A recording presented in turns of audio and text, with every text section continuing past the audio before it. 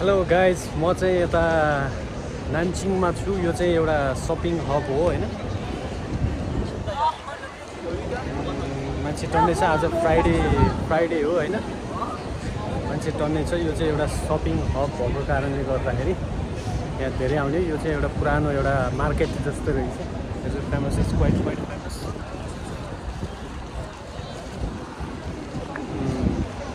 घाम आज ठिकै छ, त्यति उ छैन, हल्का घाम लागेछ तर इट्स गुड।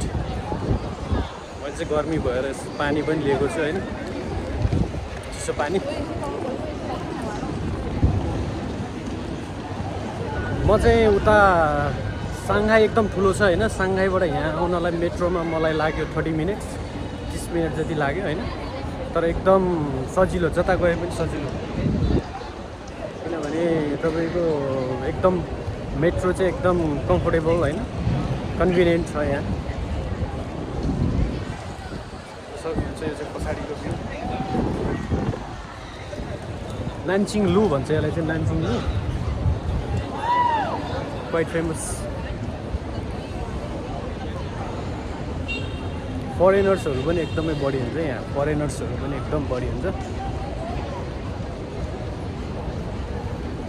चाइना एकचोटि घुम्ने आउनुपर्ने ठाउँ चाहिँ हो है,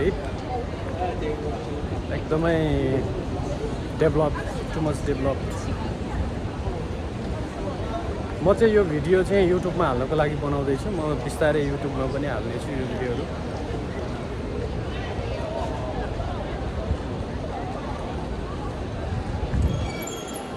म चाहिँ यसरी हेर्दै अगाडि जाँदैछु। अब कति अगाडिसम्म जान्छु होइन, तपाईँहरू पनि फलो गर्नु होला होइन।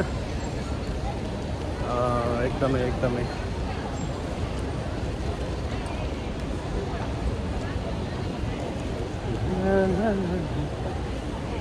आज फ्राइडे हो, त्यो भएर बिस्तारै मान्छेहरू बढ्दैछन्, किनभने छुट्टी, हाफ डे छुट्टी हुन्छ होइन।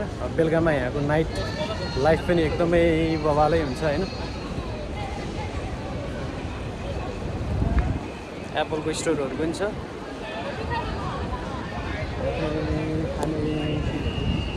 खानेकुराहरू के छ, खानेकुराहरू त चाइनामा म्याक्स नै छ, धेरै कुराहरू हुन्छ होइन।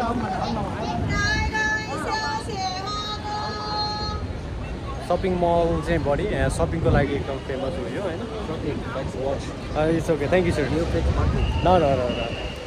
यहाँ चाहिँ यो सपिङहरू पनि एकदम बढी हुने भएको भएर मलाई अहिले भर्खरै एउटा साथीले चाहिँ वाचको लागि भनेर भन्दै थियो, मैले चाहिँ पर्दैन भनेर भने।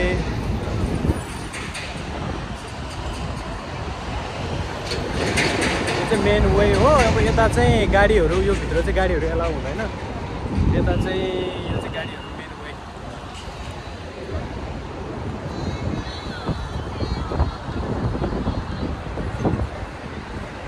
Okay guys,